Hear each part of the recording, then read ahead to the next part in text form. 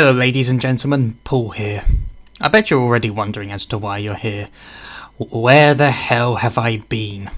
Well, I guess you could already figure that out for yourself why I haven't uploaded anything on the channel since March. However, over the year I have been slightly active on Jolt and on Twitter. Yes, I'm still gonna call it regardless of how f***ed over the site got since Elon Musk bought it. I don't think I'll be using Twitter very long, as I have been contemplating on using Tumblr or something. I'm not sure.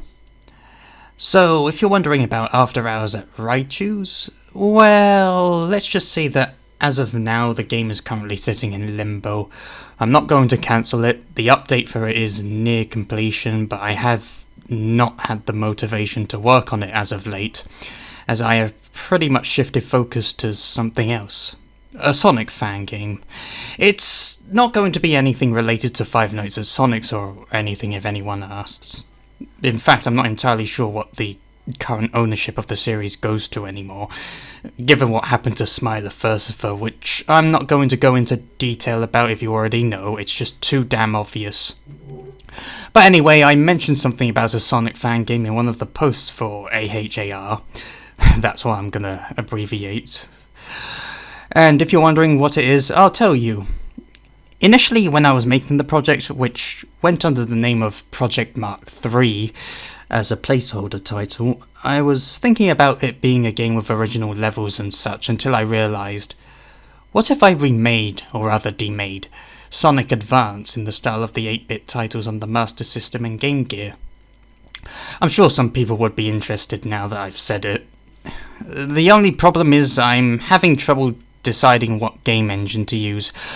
I have been contemplating on using something called Godot rather than ClickTeam Fusion, which a majority of FNAF fan games are made with. From the majority of 8-bit Sonic fan games I've seen, they seem to use the same engine used in the Sonic SMS remake, which is a Game Maker Studio engine, which I also don't have access to because of what Opera did to Game Maker. Yeah. I haven't made anything in Godot yet.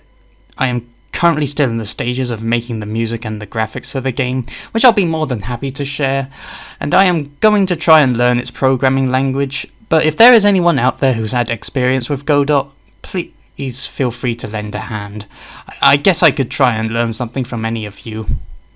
The only experience I've had with scripting is in Roblox Studio, which I've seemingly got a grasp of over time.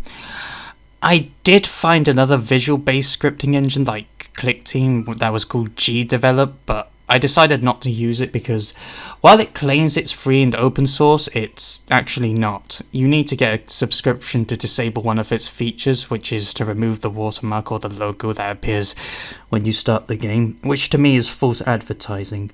Don't make something open source if you're going to lock one of your features behind a paywall. That's not how it works, and I don't care if anyone says otherwise. Enough about that. As for content on the channel, I want to take a break from the FNAF fan games for real this time. I've played way too many of them, and I want to play some other games that aren't Five Nights at Frederick related. Maybe I'll play Sonic Triple Trouble 16-bit? I don't know. Anyways, I don't think I have more to say, but hopefully you'll expect some more stuff on the channel in the following year.